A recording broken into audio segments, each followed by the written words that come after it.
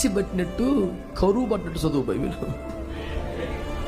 వారం రోజులు తినలేనోడికి ముద్ద పెడితే ఎట్ట తింటాడు అంట చదువు. పిచ్చెక్కిపోవాలి నీకు బైబిల్. ఇప్పుడు నీకు మందు అదే, పరిష్కారం అదే, సొల్యూషన్ అదే. నువ్వు ఇంకేం చేయబాకు, కూర్చో చదువు. ₹10 పని చేయకు, దజ్జాగేసు చదువు. పిచ్చి పట్టినట్టుగా తినేసి నిద్ర మళ్ళీ లేచి మళ్ళీ తిని, ఇది సొల్యూషను. శ్రమలో, దుఃఖములో, కష్టములో, కన్నీటిలో తరమబడుచున్న వారికి 2 పరిష్కారాలు. 1, కరువు పడ్డట్టుగా వాక్యం చదువు. కరువు పడ్డట్టుగా వాక్యం చదువు. 2, ఎత్తైన శిఖరం మీద ప్రార్థనలో ఉండిపో. ఎవ్వడికి అందనంత దూరం వెళ్ళిపోయి ప్రార్థనలో ఉండ. నీ గదిలోకి వెళ్ళి తలుపులు వేసేసుకో. ఈ 2 వాక్యం ప్రార్థన, వాక్యం ప్రార్థన.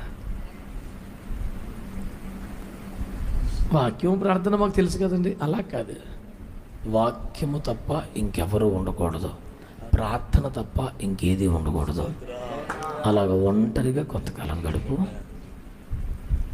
మహామహిమతో బయటకు వస్తావు.